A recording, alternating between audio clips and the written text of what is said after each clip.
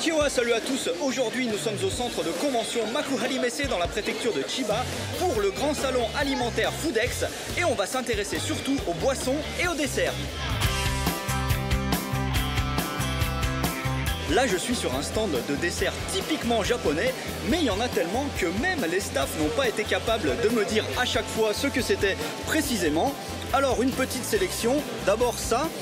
Alors, c'est des sortes de mochi, donc à base de pâte de riz gluant avec à l'intérieur des noix, kurumi. À côté, là, on a kinton.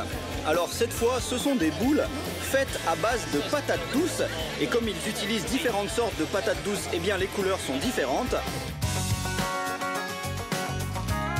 Au Japon, chaque région a sa spécialité et la région de Shizuoka, pas loin du mont Fuji, est très célèbre pour la qualité de son thé vert.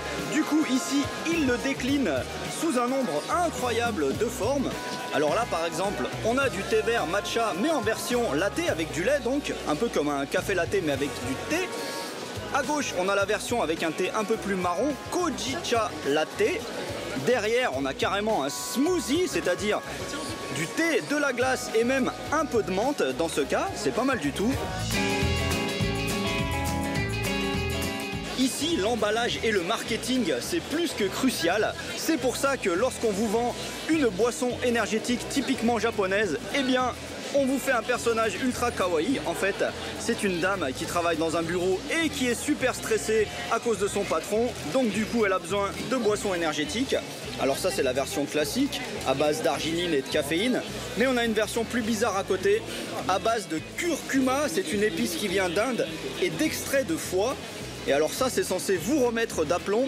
Et en plus, ils vous garantissent que si vous consommez de l'alcool, ça empêchera la gueule de bois.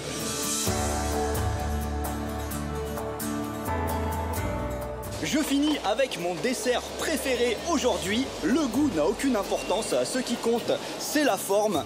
Regardez-moi ça, et oui, vous ne rêvez pas, il s'agit bien d'un caca, un peu comme celui de Arale-chan dans Dr Slump, sauf que grâce à un petit mécanisme, eh bien quand il marche, il va pondre en quelque sorte des petits bonbons. J'adore, c'est absolument génial. Voilà, je suis trop content. Quand ils ont vu à quel point j'adorais ce caca qui distribue des bonbons, ils ont fini par m'en donner un, alors qu'il n'est pas encore officiellement à la vente. Allez, à plus. Ciao.